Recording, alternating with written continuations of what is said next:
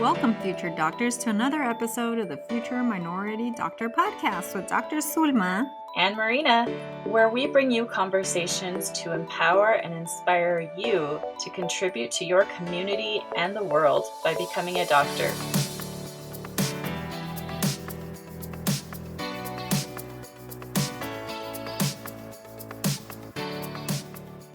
Welcome back, future doctors. Thank you so much for tuning in today. Today we have a very practical and useful topic to discuss, and that is the topic of improving your memory. Why is this so practical and useful? Because as you know, if you want to become a doctor, you have to be in school for a whole lot of years. You have to take a whole lot of classes, you have to learn a whole lot of stuff, and that involves memorizing a whole lot of things. So memorization and learning is a big part of this process. I remember in medical school taking anatomy and having to memorize hundreds, if not thousands, of body parts. There were bones and parts of bones, organs, blood vessels, nerves, muscles, and the muscle connections, like where each muscle connects to each different bone. So there was a lot to memorize. Not only did I have to memorize the parts by themselves, but at the same time I had to learn how each part functioned. For example, which muscles make your arm lift sideways? Or which nerves make your fingers able to move, like grab something or extend? I'm sure you remember that too, Dr. Sulma, don't you? Oh dear, I think I lived in that anatomy lab. Uh-huh. Yes, very much do I remember. I remember looking at the big anatomy book, remember, and thinking, how in the world am I going to memorize everything in that book? Uh-huh. Oh, yes. I remember thinking that too. It's like, how much can I cram in here in like 3 months? Because that was basically how long we had to learn anatomy. Even if you're not taking anatomy, most classes you will take as a pre-med in college and later on in medical school will require a lot of memorization as part of your learning process. So learning some tips and tricks to improve your ability to memorize things is going to give you a leg up, but only, of course, if you put them to work. So we're going to cover a few things in this episode. First, we're going to talk briefly about how learning happens in our brain. Second, we'll talk about the importance of something called retrieval or recall practice. This basically means quizzing yourself over and over on something until you've mastered it. And then third, we'll talk about other things you can do to keep your brain and your memory functioning at its best, such as getting enough sleep. Okay, let's start with understanding a little about how we learn. Dr. Marina, walk us through the basics. What happens in our brain when we are learning? There are 3 major stages in learning anything. So this could be learning ballet or piano or physics or anatomy or French or anything. So, and just a little bit of a note. So nobody, not even like the best neuroscientist in the world, understands completely how learning works because the brain is a very complicated organ with about 86 billion brain cells called neurons. These brain cells or these neurons are all interconnected in very complex ways. Kind of like the strings in a very large and intricate spider web. Trying to understand how these about 90 billion neurons work together to build memories and learn is really challenging. But we have learned a lot through medical technology like brain scans. So there are some things that we do know. So we know that stage 1 of learning, it's called encoding. Can you explain what encoding is, Dr. Marina? Absolutely. So encoding involves your brain taking what you just saw, what you just heard, or maybe what you felt or smelled or tasted, and converting it into chemical and electrical signals in the neurons of your brain. These chemical and electrical signals create what's called a memory trace. So going back to the example of learning anatomy, let's say I'm in anatomy class and we get to the part where we open up the chest and we dissect and study the heart. I get to see it and I get to touch it. I even get to smell the formaldehyde that it's preserved in. And I turn it around, I look at it, I notice the blood vessels and where they come out, where they go in. And then we even, what we did was we cut it open and we looked inside at the 4 compartments or the 4 chambers of the heart. We looked at the valves, we looked at the muscle walls. So after this first lesson in heart anatomy, what happens in my brain is that I've created memory traces. Now, does that mean that I can go and I can give a lecture about heart anatomy to other students? No, definitely not. It just means that I'm beginning to lay the foundations of new learning about the heart in my brain. So, after the first stage, the second stage of learning is called consolidation. What is that? In the next step, the brain basically takes that memory trace and reorganizes and stabilizes it. Nobody really knows exactly how this happens, but we think that the brain replays the information and tries to make sense of it. It connects it to things we already know or to past experiences. It tries to fill in the blanks, and it may even try to attach meaning to the things that we just learned.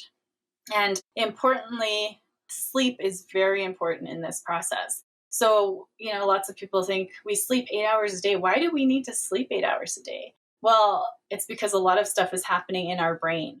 It's recharging, it's making sense of what happened during the day, it's processing, it's consolidating those memory traces. And that's part of the process of getting what we learned or what we experienced from short term memory into long term memory. So, back to the example of learning the anatomy of the human heart. I head home after anatomy lab, and the memory traces of seeing and feeling and smelling the human heart are still fresh. During the rest of the day and at night while I'm asleep, I'm not aware of it happening, but my brain is busy at work organizing and stabilizing those memory traces of heart anatomy. Finally, the last step of learning is something called retrieval. Can you tell us about that, Dr. Marina? Of course.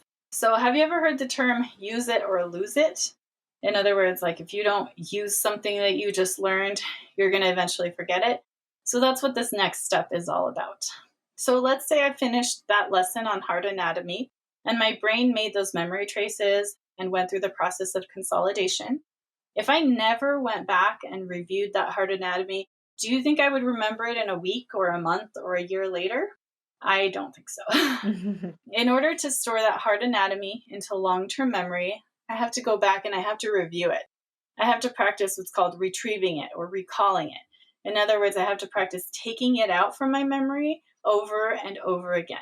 Now, if I don't do that, I'm probably not going to do well on my anatomy test. And I'm definitely not going to remember the parts of the heart a year later. So, what I actually did when I was learning heart anatomy is I practiced drawing the heart over and over again. And so, by forcing myself to draw pictures of the heart, both the outer view and the inside view, I forced my brain to practice retrieving or recalling those memories that had been formed for the first time I studied the heart. So, if I forget something, I would look back at my textbook or at the dissected heart and remind myself, fill in the blanks, keep practicing over and over again until I remembered all of those parts of the human heart. And then, when it comes to heart anatomy, it's something that's so important in medicine. Every time you go to the doctor, your doctor puts the stethoscope on and listens to your heart. So we have to remember all of those things that we learned about heart anatomy on a regular day to day basis as a doctor. Because every day or every week we're doing something that forces us to remember things about the heart, we're constantly having to access that memory. So something like heart anatomy is like drilled into the mind of almost every doctor because we use it all of the time. I think too, it'll be in layers, like Dr. Marina say. You'll have to look at it over and over and over again. No matter if you're 5 years from practice, 10 years from practice, Mm-hmm. doctors constantly look up the information all over again to remember more and more and more. So that way, your library of knowledge of even say just the heart continues to build. So that way, it's there available for you to retrieve it more rapidly each time. Let's dig deeper into this idea of retrieval. You mentioned that retrieval practice or quizzing yourself over and over about something until you master it is really important. How can students do this in their day to day learning? Yes. Okay. So let's focus on this very important concept of retrieval practice or recall practice, which is an excellent form of active learning. If you remember on our episode on study habits, we talked about the importance of active learning.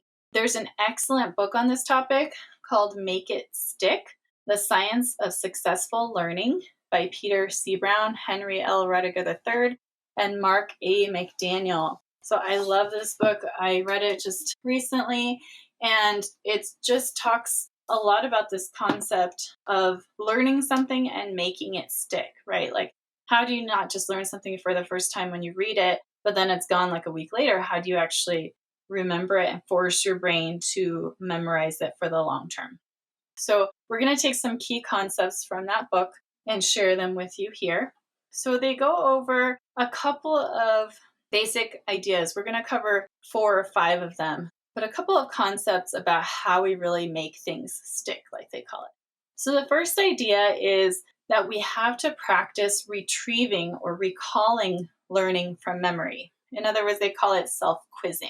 Now, when we think of quizzing ourselves, we tend to think of flashcards. Flashcards are great, but they are not the only way to quiz yourself on something. There are other methods. So, one method is when you're reading something, like if you're reading a textbook about history or about architecture or about physics or about chemistry, whatever it is you're reading, pause to ask yourself without looking back at the text, what are the key ideas that I just read? What words or terms are new to me? What do they mean? Can I define them to myself or to someone else? How do these concepts I'm learning relate to what I already know? And how would I explain this to someone else if I had to? This whole concept of explaining this to someone else, it's great because it's another method of quizzing yourself. So if you ever have like studied in a group or studied with a partner, this is a great way of quizzing yourself on something you just learned. So try teaching your friend, maybe like defining some of the concepts or teaching them about the glycolysis cycle or whatever it is you just learned. Try teaching it back to them. That's going to force you to recall the information and make sure that you understand it. Because if you've ever tried this, if you've ever tried teaching someone else what you just learned, you realize very quickly the things that you do understand and the things you don't understand. So it's a great way of forcing yourself to identify the weaknesses and then gives you an opportunity to go back, understand it, and try teaching it again. And then they can do that back to you, and it can be really helpful for both of you. Another technique you can use is called concept mapping, or some people call it mind mapping. So I recently was talking to a medical student that was on one of our interviews a few weeks back. She's in her second year of medical school. And she told me that she found this idea or this practice of concept mapping to be really helpful for her when she was in her medical school classes trying to just like absorb tons and tons of information. She said she had tried flashcards, she had tried a couple of other things, and they just didn't work super well for her. But this idea of mind mapping or concept mapping did. So the example she gave me is, let's say she is studying high blood pressure in her pathophysiology class. So she'll get out a diagram, a piece of paper in the middle, right, high blood pressure. And then she kind of expands it out, kind of like, a tree branch. You have your concept in the middle, and then you make branches from there into like subtopics about that topic. So she would expand it out with things like, okay, what are the causes of high blood pressure? The causes include genetic causes, hormonal causes, kidney causes, vascular causes, pregnancy, etc. And then she would make another branch or keep expanding it out. So what are the signs and symptoms of high blood pressure? What are the diagnostic tests? What are the treatment? And then expand it more with things like, what are the abnormal values? What are the normal values? How do these medications for high blood pressure work? What are the side effects of the blood pressure medications? So she would end up with this really big diagram with high blood pressure in the middle and like all of these branches with information coming out from there. And then in order to quiz herself, she would try to sort of write out the diagram over and over again, either on paper or just in her mind, and then refer back to her original to see if she was getting it right. Does that make sense? Yes. So then another thing, like I mentioned in anatomy, I would just draw out the heart. I did this with a lot of other things. Like in biochemistry, you have to learn a lot of pathways, like the glycolysis pathway, which converts glucose into energy. So the way I memorized that was just by writing it out over and over again. Dr. Zulma, what were some of your favorite methods of recall practice or self-quizzing when you were in school? I think you touched on a lot of them. If I were to recommend, would be probably doing the group studying. I find that it was the most effective in medical school. I wish I knew about it in undergrad because I didn't do it. I was more individual studying where I just go by myself to the library. And I don't think that helped with improving my memory. So I did a lot. If I was by myself, I found that doing the concept mapping was the best to do when I was alone. So I would do charts and charts and charts and diagrams because I'm a visual person. Flashcards did not work for me, just like you mentioned with the medical student. I just didn't feel like that really helped with me being able to retrieve anything. So lots of charts, lots of pictures that I would personally draw. So then that way, if I'm actively drawing them, I'm going to be able to recall them. Then the biggest reinforcer I feel is what you mentioned, which was the teaching back with a friend or in a group. So I usually studied with about 3 to 4 people, and we were basically the same 3 to 4 people in medical school. We did a lot of self quizzing to each other. We would be studying, and then I'd say, "Hey, so and so, so what's this and this?" And then they'd say it back. Or if we were going through the glycolysis cycle, okay, we would take turns actually doing it on a board and then explaining it to each other. And then if I would get stuck, "Oh, guys, I don't get this part." And then I would have them explain it to me if they understood. And usually one of you will understand a certain part that another one doesn't. So you're able to self teach, but do it in a way that you guys can understand with each other. And those things, as I'm taking, from what I recall, as I'm taking exams, I would remember those conversations with my group, or I would remember the diagram or the chart of where that information, and that's where I would store it so I could retrieve. And I felt like that's where my memory most improved. Yeah. I use charts a lot too, like, because sometimes you just have all this information in just like a textbook format, and putting it into a table or a chart can be really helpful to organize the information in your brain. Because I'm also a very visual learner. So putting it into a nice, neat chart where there were categories was really helpful for me. And I remember on tests also being able to be like, oh, I remember where on that chart that was, and I can access that information. So Exactly. yeah, not everyone is a visual learner, so do what works best for you. But these are a couple of ideas on really just learning how to quiz yourself, whether you're an audio, more of an auditory learner, visual learner, whatever it is, find a way to quiz yourself about the stuff you're learning that works for you. So another concept covered in the book, Make It Stick, is about spacing out your self-quizzing. So basically, after you study something or learn something for the first time, it's normal to forget some of it after a while. And if you quiz yourself on it again the next day, you're actually going to probably remember most of it or a good amount of it. But if you wait a week or a few weeks, you'll probably forget most of it by that time. So you kind of want to find this sweet spot of time between quizzing yourself so that it's not too easy, but it's not too hard to remember. So maybe, after learning heart anatomy, I go back the next day, it's still fresh. I kind of review the material, try to quiz myself on the major concepts. And then instead of just doing it every single day, because you probably won't have time anyway to do it every single day, maybe wait a couple of days and then quiz yourself again on it to make sure you're remembering. The more times that you force yourself to recall something, of course, the better you're going to remember it. But if you make it too easy by doing it like every few hours or every day, you're not challenging your brain enough. So there is kind of this sweet spot of you don't want it to be too easy, but you don't want it to be too hard in terms of the spacing out between your quizzing sessions. So typically, if you're learning something new for the first time, like anatomy, physiology, microbiology, physics, chemistry, a few days between reviewing material is usually about the right amount of time. But again, it varies based on your subject and your own ability to memorize things. For things that you've mastered before, once every few months or even every year or two can be enough. So for example, doctors have to refresh their CPR training every year or every 2 years. Now, that's because, we did a lot of CPR at some point in our training. We really got it down, we mastered it. And so we just need to, like, every year or two, get a refresher course so that we make sure we remember it whenever we need to use it for some reason. Another concept covered in the book is about mixing up what you study. It's really helpful if you divide your study time between different subjects, is what a lot of different studies have shown. So for example, if you're taking physics, organic chemistry, and political science, you want to mix it up. So don't spend 2 whole days doing physics and then 2 whole days doing OChem and 2 whole days doing political science, because it's actually going to be better if every day you're doing 2 hours of physics, 2 hours of OChem, 2 hours of political science, and learning that way. That's just what studies have shown. And then even within a subject, So let's say you have your OChem textbook and one chapter is on one thing, another chapter is on another thing, third chapter is on a third thing. Sometimes it actually helps when you're reviewing the material to skip between chapters. Don't just do all of the questions in one chapter first, all of the questions in another chapter second.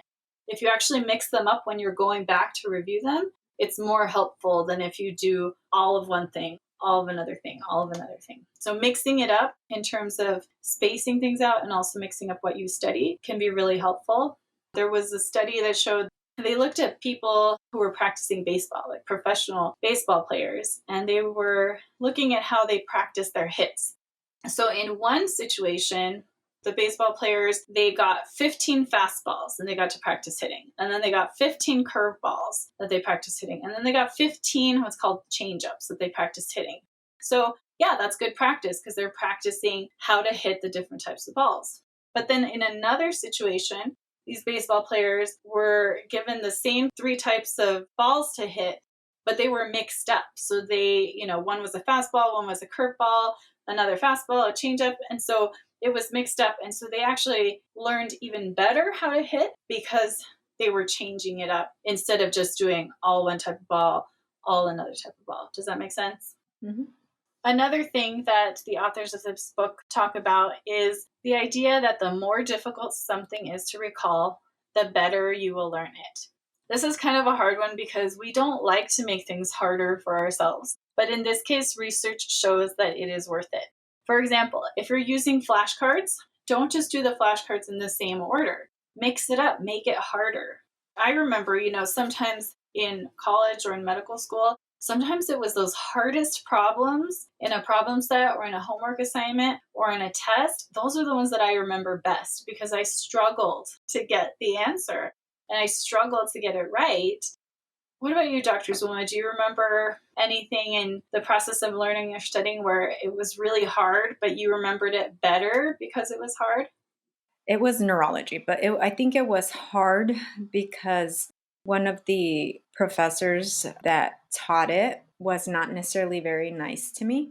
So it was almost like this pressure of needing to understand the material, but because of this pressure that I knew somebody was looking down on me, made it harder for me to actually retain it while I was in medical school. But I tried really hard and studied a lot. And today, now I understand a lot about neurology really well because of it. So, and it was because I struggled to learn it. So I would say neurology, if I can recall that. Another one would be the medications. When we did pharmacology, I felt so overwhelmed with how many medications we had to memorize and the side effects, what they were for, contraindications, that there were specific groups of medications that I ended up until today, even though I don't use them in children because they're more so for adults, they're ingrained in my mind. Yeah, that's true for me too. Yeah. But looking back, definitely there were some things that I struggled with more for whatever reason. But it's something about that process of struggling and wrestling with something. It's Mm-hmm. actually going to make it stick even better Mm-hmm. because of that struggle that goes along with Yeah. it. So something magical about the way the brain works. But it is true that the more difficult something is to recall, the better you will learn it. So sometimes making your study habits a little more challenging is going to help your memory in the long term. All right. Another topic the book talks about is using mnemonics. So mnemonics, Mnemonics. It's kind of a funny word. The word mnemonic comes from the Greek word for memory. And mnemonics are basically mental tools that can help us remember information. It's especially useful for long lists of information or things that are not logical or intuitive in any way. I took like a year of piano lessons when I was young. And so I had to learn how to read the notes, in music, like on musical sheets. And there's the treble clef at the top and just these little black lines with white spaces in between. And then there are 4 white spaces. And you learn when you're first learning piano or any musical instrument that those white spaces stand for the notes A, C, E, and G, or that's where the notes would be. And the way we remembered that was all cows eat grass. Or if you wanted to be funny, all cows eject gas. So that was just like the little mnemonic A, C, E, and G for those notes. And there are others, of course, that help you learn all of the different notes as well. Another one I remember, which is kind of funny from anatomy, was you have a bunch of bones in your wrist, and they have really weird names that are kind of hard to remember. So it's not intuitive in any way. So the mnemonic that we would use is some lovers try positions that they can't handle.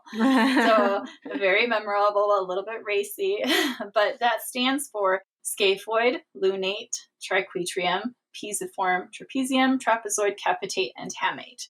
So as you can hear, those are not like easy to remember names, but having a funny mnemonic like some lovers try positions that they can't handle can really help you to remember something that is very hard to remember.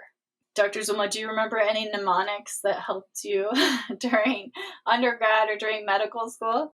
Well, what's interesting with me, I had to create my own mnemonics because if somebody told me a mnemonic, I would screw up the mnemonic. It's almost like I Uh-huh. could never be a singer because I would screw up the words of a song. I'm that person that hears a song, and then when I repeat the song, I'm completely saying it wrong. Okay, so I would create my own mnemonics and then I would memorize them because I made them myself. And that's how I would recall it. So, yeah, Mhm. they were, but I did use them though, occasionally, but I did use them. Yeah. I remember we were trying to memorize, me and a friend.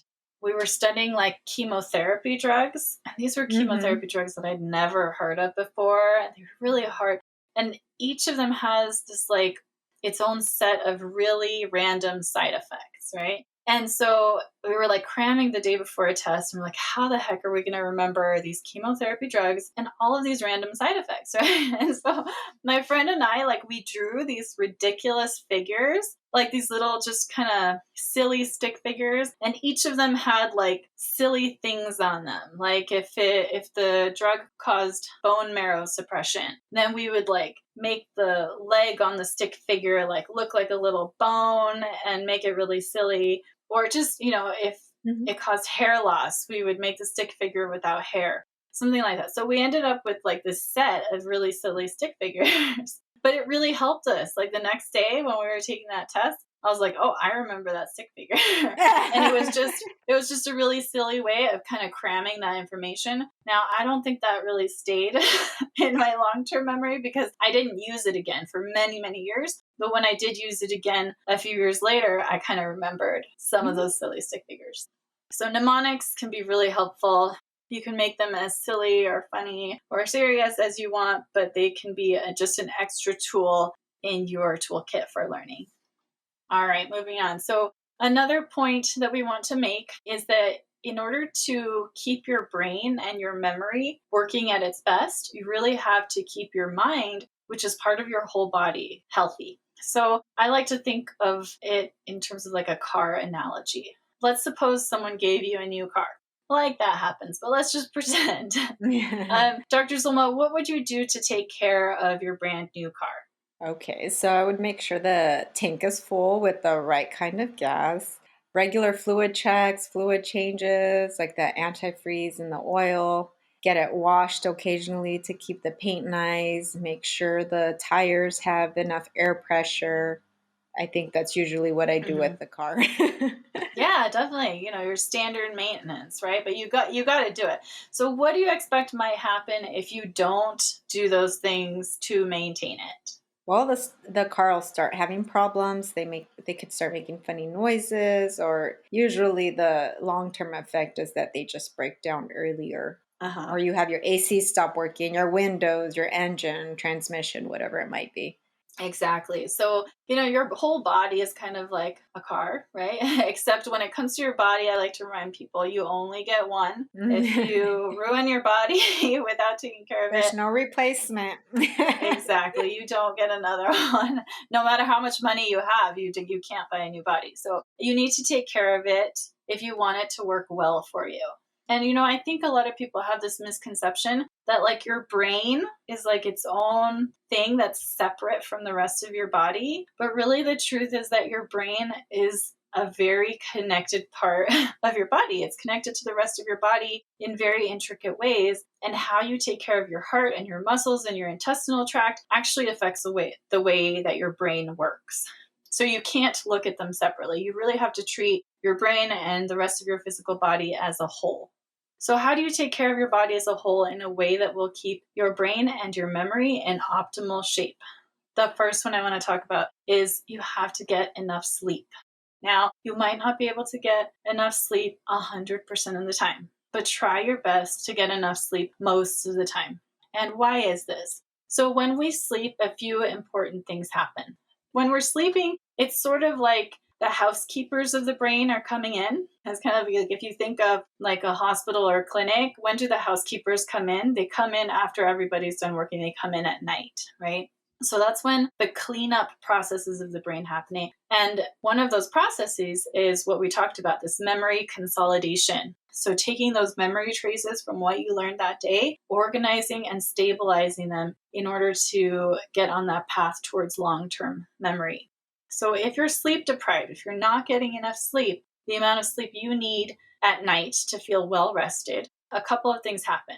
So first of all, your brain neurons, the cells of your brain, cannot fire as well because that cleanup was not done properly overnight. Also, you can't focus well. So I know I've done this many times. Sometimes you just can't get enough sleep. Have you ever tried being like in a slightly dark lecture hall looking at a PowerPoint, and instead of paying attention, what's happening? It's just nodding off, nodding off. That has happened to me. Sometimes you just can't get enough sleep no matter how you try. You're exhausted. You can't focus. Like I'm nodding off instead of paying attention. I'm sure that's familiar to you, Dr. Sulma, right? Oh yeah, I remember I was in residency and it was a post call day. Post call just means that you've worked over 24 hours straight, and we were rounding in the morning, and I was my turn to present a patient overnight, and all of a sudden I look at everybody's face, and then my attending, which is the doctor teacher, and they look so confused. And I thought, why are they did I say something wrong? Uh-huh. I was speaking Spanish instead of English. Oh my gosh, So that's yeah, you don't hilarious. focus. And I had no idea.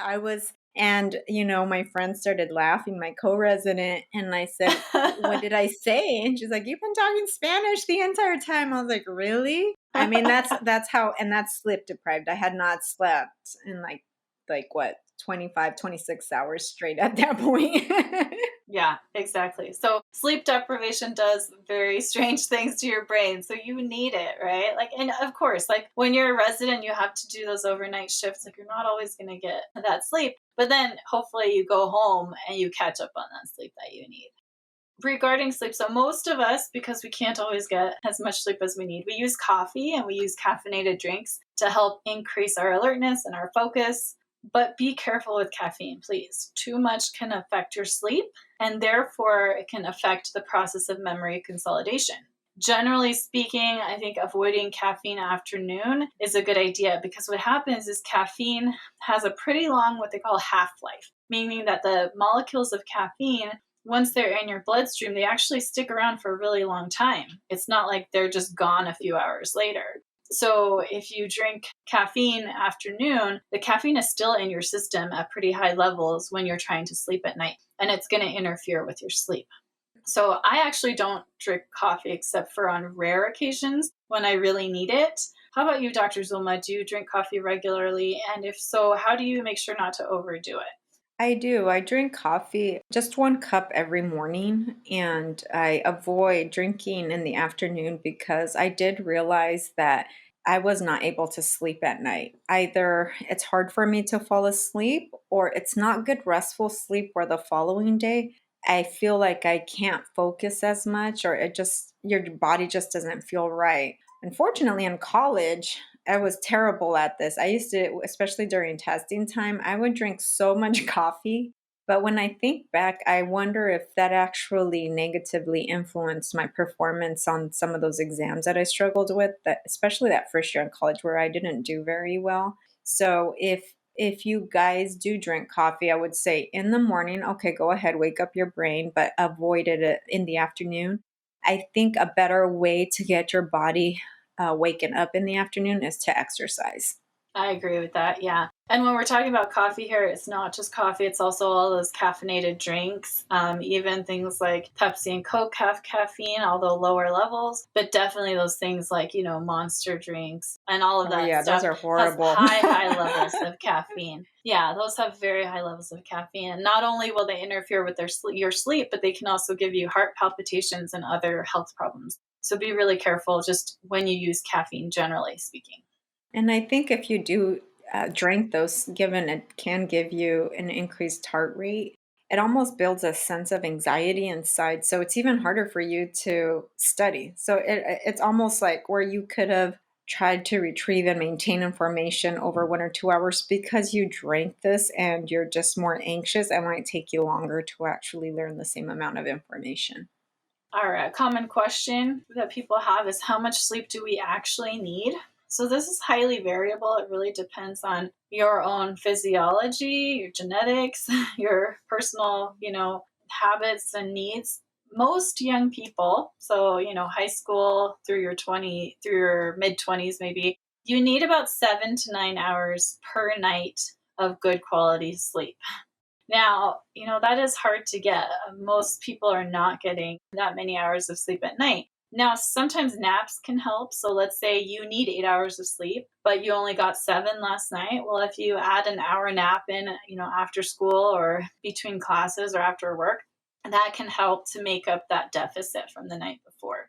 Now, a very lucky few people are what are called short sleepers. So that means that they, for some reason, don't need as much sleep as the rest of us. They can get away with 5 or 6 hours a night. This is pretty uncommon. And I know some people think that they are short sleepers, but it's actually because they drink way too much caffeine that they think they're short sleepers. But some people truly are. For some reason, their brain is more efficient somehow. I don't really know how this works, honestly, but we do know that there are a few people in this world who just don't need as much sleep on a daily basis. But like I said, I find that most young people I know, patients I've seen, people I interact with, they are not getting those 7 to 9 hours per night of good quality sleep. What do you think, Dr. Zuma? Yeah, I agree. I think the sleep hygiene is an issue for a lot of people. And I think this is for teenagers and also for adults as well. I had very terrible sleep hygiene in college. I think I did sleep the 8 hours, but it was at the wrong 8 hours. So, for example, go to bed at 2 and then wake up like at 9 or 10 Yeah. and then skip out on my class in the morning, which was not good. So I had to readjust what a good 8 hours because it's not only just consecutive sleep, but also that you're going to sleep at the same time every day. I feel on average, most people do well 8 to 9 hours. I find for myself, it's nine. And when I sleep 9 hours, I feel like a brand new person the following day. In regards to naps, I feel you have to be careful with that one because if you do nap, it can disrupt your night's sleep. You're already rested. So when it comes, say, 8, 9, or 10, whenever your bedtime is, some people can have a hard time falling asleep because that daytime nap actually disrupted your sleep. So I can take naps if I were to lie down. I easily luckily I easily fall asleep, but I avoid doing daytime naps because it disrupts my nighttime sleep. Yeah, that's a good point because some people can do it safely and some can't. My husband sometimes has trouble sleeping at night, and I try to discourage him from taking naps because he'll complain. He's like, I'm just so tired. But I'm like, well, if you force yourself to just make it through today really tired, then tonight when you go to bed, you're going to fall asleep right away. Instead of take a nap, then when bedtime comes around, you're not as tired, you have trouble sleeping again, and then the cycle just repeats. So sometimes if you are overall a good sleeper and you don't have trouble falling asleep at night or staying asleep, then naps are probably pretty safe if you need them. But if you're the type of person that has trouble sleeping at night, be very careful with naps. One thing I see in teenagers is that, they're really tired, they come home from school, they take a nap, and then, they're not tired again until 2 in the morning. So that Yeah. that cycle of sleeping from like 2 to 9 or 2 to 10 like persists. And during the summertime when you're on vacation, okay, maybe you can sustain that. But during the school year, if you're going to sleep at 2 in the morning and you have to get up at 6, that is not a good system to have. So yeah, be careful how you use naps. I should also mention that there's a natural phenomenon that happens when you become a teenager. Your circadian rhythm changes so that you don't get tired until later and you don't want to wake up until later. So parents will often come to us pediatricians complaining that my teenager doesn't sleep, like they don't go to sleep until midnight, and then they have to go get up at 6 in the morning for school, and then they're really tired all the time. Well, part of it is this natural circadian rhythm that happens in all teenagers, that your body just doesn't want to fall asleep. It doesn't feel sleepy until later. Some school systems have like changed school hours to make it so that school starts later for high school students. But unfortunately, most schools are still starting pretty early. So it can be difficult. And it's not just during your teenage years that this happens. This persists into your early 20s. So in college, that tendency that you mentioned to sleep at 2 a.m. until 9 a.m., like that's a pretty common thing. But obviously, you have to figure out what's going to work so that you can get to those classes and succeed in your schoolwork as well. Yeah, I agree. So, a lot of this knowledge about sleep and the importance of sleep is covered in an excellent book called Why We Sleep: Unlocking the Power of Sleep and Dreams by Matthew Walker. It's a pretty dense read because it really goes into kind of the chemistry and physiology and lots of research about this topic. But if you're interested in understanding more about why we sleep, what happens while we sleep, what are the long term effects of sleep deprivation, this is a good book to check out called Why We Sleep. So, overall, regarding sleep, we have to make sleep a priority. If you never get enough sleep, you need to reprioritize your life.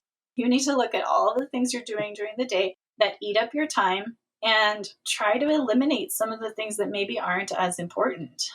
If unfortunately, like we've talked about economic realities, if you're in college and you have to work 2 jobs to support yourself and you're trying to take a full course load, maybe you can't cut back on working because you need that money, but maybe you can cut back on those classes and just realize that it's going to take you longer to finish your coursework. But you have to make sleep a priority and reprioritize things in your life in order to get that sleep that you need. Of course, if you have a medical or mental health condition that interferes with quality sleep, please see your doctor to address it so that you can start getting the sleep that you need. There are unfortunately a lot of medications, medical conditions, things like depression and anxiety can definitely affect your sleep. So please get the help that you need if you suffer from any of those. Do you have any other tips, Dr. Zulma, for getting enough sleep? Yeah, I think it's really important, and this one's going to be hard for many. Keep electronics out of your bedroom.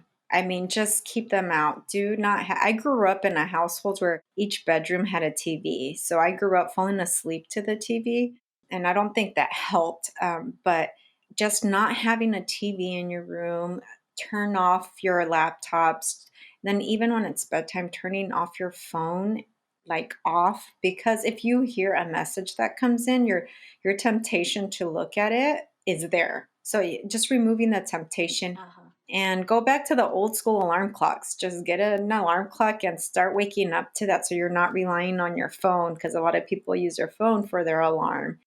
But electronics have really, really, and this isn't just for, you guys in high school, adults as well. It's just really contributed to poor sleep. So, there's anything, if you have a TV in your room, just take it out. I actually now do not have a television ever since I got married. We decided on that, and we've raised so far kids, and that's foreign to them. So, and it really does help Mm-hmm. as well. Yeah, I totally agree with that. The blue light that's emitted from a lot of electronics, Mhm. like computer screens and cell phones, it's actually been shown to interfere, it's perceived through your eyes and it signals a certain part of your brain that controls the circadian rhythm of your body. Mhm. And so it will actually, even if your body would naturally be sleepy and ready to fall asleep at a certain time, if it's being exposed to that blue light, that signal in your brain that tells you it's time to sleep is not going to work properly. So I echo what you said. Be very careful with those electronics. There's a feature on most phones now that you can, schedule your phone to not interrupt you between whatever hours you want. So I have mine set to not interrupt me between 11 and 7 in the morning. That way I know that I'm not going to accidentally wake up to like sounds or calls or text messages or Facebook alerts or any of that stuff. Because before I had that setting, sometimes those things were waking me up and it was really annoying. Next tip on taking care of your brain, which is part of the rest of your body, is regular exercise, and specifically cardiovascular exercise. So, I think a lot of us, when we think of exercise, we think that, I should exercise in order to get a six pack or to lose weight or to be really good at sports. But if I don't care about any of those things, I don't have to exercise. So, unfortunately, that is a pretty common misconception that exercise is just for people who care about their appearance or their sports performance or their weight. But really, cardiovascular exercise is important for everybody. No matter what your weight or your size, exercise can be so beneficial. And the way your cardiovascular system works, cardiovascular system is your heart and all of your blood vessels in your body. You have your heart, which is connected to these blood vessels that run throughout your whole body. When your heart pumps, it's delivering blood, which contains oxygen and energy and nutrients to all of your muscles, your head, including your brain, your eyes, your mouth, your organs, your lungs, intestines, kidneys, etc., and everything else that needs those things. So those blood vessels that carry blood and oxygen and nutrients throughout your body are very important. If they are not healthy, then your muscles and your organs, including your brain, can't be as healthy as they should be because they can't get those things that they need, including oxygen and energy and nutrients. Now, the walls of your blood vessels are kind of soft and rubbery. They have different layers. One of them is a muscle layer. One of them is something called an endothelial lining. And those layers all together, they work to make this kind of soft and rubbery thing that can contract and it can expand depending on the needs of your body at any given moment.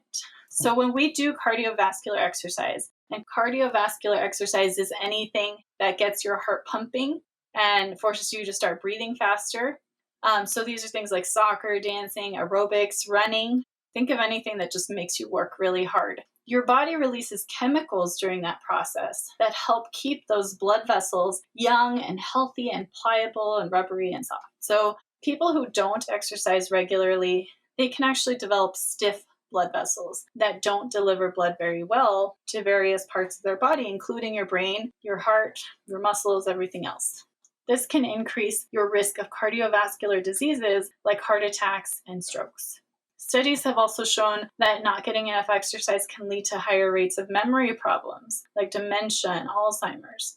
And this is at least partly because those blood vessels that supply oxygen and energy and nutrients to your brain, they don't work as well as they should. What's your favorite way to exercise, Dr. Sulma? So my favorite ways to exercise is running and dancing. I danced for many years, and then running. I like doing 5Ks and Nice. things like that. But given COVID recently, I obviously haven't been able to engage as much as that. So currently, my favorite exercise that I do every week is a stationary bike. I do the Peloton bike, and Uh-huh. it's neat because I get to connect with my best friend who lives in Washington, D.C., and we're able to plan out our workouts together, and Uh-huh. we get to see each other work out while we're exercising. And I'm listening to the music I like on it. I love hip hop. So we're always listening to that music together, and there's an instructor. So it's like Dr. Marina said. I don't do it, because I want to lose weight, or it's none of those reasons. It's really just for the health that's involved in it, because I know I'm taking care of every organ in my body while I'm doing it. What about you, Dr. Marina? So I do like running. Well, I don't necessarily like running, but I do it. I force myself to do it because I feel good after I run, and I feel like it really, really helps to keep me just fit overall. Like I can, my heart rate, my resting heart rate is pretty low because I run. But I also like to mix up running with other things. If I run every day, my muscles get tight. I just don't like it. So I do yoga sometimes. I do dance videos sometimes. I do something called high intensity interval training sometimes called HIIT. And that's just basically like short bursts of really intense things like burpees or, weighted squats or all sorts of torture. It's like a pretty short workout. It's like maybe 30 minutes. So it's something that I can easily fit into my day. I don't like to like go to the gym, spend 20 minutes getting to the gym, an hour at the gym, 20 minutes getting back. I like to do stuff that I can just do at home. So I have a yoga mat, I have a couple of weights, I have a subscription to something called Daily Burn, which gives you access to a whole library of workout videos. So I never get bored because I have that video of workout videos that it's like, oh, let me turn it on. Let's see what I'm in the mood for today. So I do run twice a week, sometimes 3 times a week if I'm training for something like a half marathon or a race. But usually it's running twice a week and then, 3 days a week of other stuff, whatever I'm in the mood for. So the bottom line is exercise to take care of your body, including your heart, your blood vessels, and your brain. You don't have to run marathons or win dance competitions. Just move your body and get that heart pumping at least 3 days a week for 30 to 60 minutes. And just do whatever you can. Try to fit it in. If you have to start making a habit of it and just start once a week, then do that. And then slowly as you can, increase it to 2 times a week or 3 times a week, whatever you can do. Even if you don't end up with those six-pack abs, your body and your brain and your memory will thank you. Lastly, we want to talk just briefly about good nutrition. So back to that car analogy, you have to give the car the right fuel. So what is the right fuel? We don't have time to go into much detail, but generally speaking, whole grains. So whole grains are things like whole wheat bread or whole wheat berries, brown rice instead of white rice, quinoa, buckwheat. There are a whole bunch of whole grains, but the ones we usually eat are like rice and wheat. So trying to make those whole grains instead of the refined grains like the white rice and the regular white wheat flour that we use can get your body more fiber and more of those nutrients that it needs.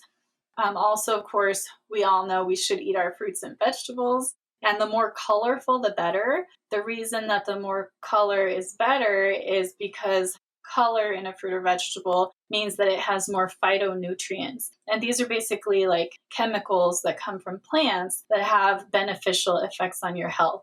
For example, antioxidants that come from blueberries have anti-aging effects and positive effects on your blood vessels. There are also healthy proteins. White meats, red meats are not so great really when it comes to health because of the high levels of saturated fat, but also beans and tofu are included in those healthy proteins. I do want to mention dairy briefly. Dairy can be part of a healthy diet, but it's actually not necessary for good health. There are large parts of the world, including most of, Asia, that do not consume dairy products because of high levels of lactose intolerance, and they can still be very, very healthy. So as long as you're getting calcium from other sources, including soy, beans, lentils, peas, dark leafy greens, some nuts and seeds, you're going to be fine. And studies have actually shown, interestingly, that more than 2 servings a day of dairy might actually have negative effects on your health. So dairy can be part of a healthy diet, just don't overdo it. And then, of course, get used to drinking water. Water should be the main thing that you're drinking each day. Ideally, really the only thing you're drinking. We live in an age of sugary coffee drinks, of soft drinks, soda, all sorts of other yummy beverages that are there to tempt us. But really what our body needs most is water. We want to limit sugar, including all of those like soft drinks. Even Gatorade and Powerade can have a lot of sugar. Artificial sweeteners are an option, of course, like your Diet Coke, but it's really better to use them in moderation because we don't understand fully the effects of those artificial sweeteners on our health. And then, of course, limit processed foods. So processed foods are like all the stuff that has all these ingredients in it that you can't even read or understand or like Or food. pronounce. Yes. So, Doritos and chips are like a highly processed food because where did they come from? Well, I guess mostly from corn, but do Doritos look anything like corn? No, they don't because they went through a lot of processing in order to come up with that Dorito, right? So, anything else that's gone through a lot of processing in order to create the food that's in front of you. Like if you can't understand everything in that ingredient list, it's probably a processed food, to be honest. So. Yep. And then, of course, if you have food sensitivities, gluten intolerance, lactose intolerance, anything else, respect them. Listen to your body and feed it what makes it feel best. You do not have to be a nutrition Nazi. Just do what you can to keep improving little by little as you are able to. Anything to add to that, Dr. Zulma? Yeah, I usually just tell people and I apply it to myself is just keep temptation out of your kitchen. That's like the best way because if there are chips there in your cabinet Uh-huh. and you're having a not so great day, you're just gonna go for the chips, the ice cream, or whatever you have. So I usually say, when you go to the grocery store, you have what you're gonna buy, but just don't have temptation at home so that way you're not even tempted to eat it and keep your fruit bowl full. I love that. Yeah. Because when you are craving something sweet, I have a big sweet tooth, so I crave stuff. So I try to keep stuff in my fruit bowl that I can eat. I try to keep some like dark chocolate covered nuts as like a treat also, Yeah. because at least it's a little bit healthier. Not if you like eat a whole pound of them, but yeah, it can be a slightly. But I love chocolate, so I try to have some dark chocolate for those days when I really need it. Yeah, I just feel that, eating is so tied to your emotional state as well for many or for all of us. So if we have the bad foods around, we're just going to be tempted to eat it. And that's for anyone. So our rule of thumb in our house is if it's just not there, we're just not going to eat it. So we go to plan B, which is usually the fruit bowl. Exactly. And that's great. That's a great habit to develop for children from the time that they're young is like Mhm. eating, turning to fruit or vegetables as snacks instead of chips and candy. I think even for adults, I did not grow up with going to the fruit bowl. We had a lot of junk food growing up, a lot of the flour tortillas, the tacos. I mean, everything was fried, right? With Yeah. chorizo. Oh, yeah. Okay, all that Yep. deliciousness. But I do not buy the deliciousness because if the deliciousness is in my home, I will eat the deliciousness. That's true. No, and it's good. It's good to know what the temptations are for you. And I absolutely agree. If it's not in your cabinet, you're much less likely to eat it. You have to go to the store if you really want it. And most of us aren't going to do that. So So that about wraps it up for our episode today on improving your memory. So just to really quick review of the basics, learning has three stages: encoding, consolidation, and retrieval or recall. Sleep is really important for that middle step of consolidation, so please don't skimp on sleep. Practice recalling the information you need to learn over and over again. This is where the storage into long term memory and the ability to access something when you need it comes from. Repetition, repetition, repetition in the form of self quizzing. Don't just use flashcards. Ask yourself questions as you read. Practice teaching things back to each other. Draw out figures or concept maps. Find what works for you. Also, space out your practice. Alternate different types of problems or subjects. And make use of those mnemonic devices if you need them. Don't get discouraged if it's hard. Remember, the harder it is to recall something, the stronger the learning will be in your brain. And then, of course, nutrition and exercise help keep your blood vessels healthy, which help keep your brain functioning at its best. We certainly didn't cover everything there is to know about learning and memory today. There are entire books written on the subject, and we can't cover it all. But we hope you found this useful for the type of learning that you'll be doing a lot of as a pre-med, med student, and a future doctor. So if you're enjoying this podcast, please remember to subscribe to our podcast. We are available through Apple Podcasts, Google Podcasts, Stitcher, or Spotify. You can also follow us on Instagram, Facebook, or TikTok to stay informed about new episodes and other fun stuff. We would love to hear from you, what you like about the show, what you don't, and what you would like to hear more about in future episodes. You can contact us through our website at www.futureminoritydoctor.com by clicking on the Contact Us tab. Also, if you like our show and would like to support the work we're doing, please consider making a donation of any amount. Even $1 helps. These donations help pay for our website, recording services, and podcast editing. Please note that you must be 18 years or older to donate. Now, if you're not in a position to donate, because I know this has been a rough year for many people, don't worry and please keep listening and spreading the word. A huge shout out to my brother, Sam Capella, who edits our podcast every week. Thank you, Sam. And until next time, future doctors. Peace and love, everyone.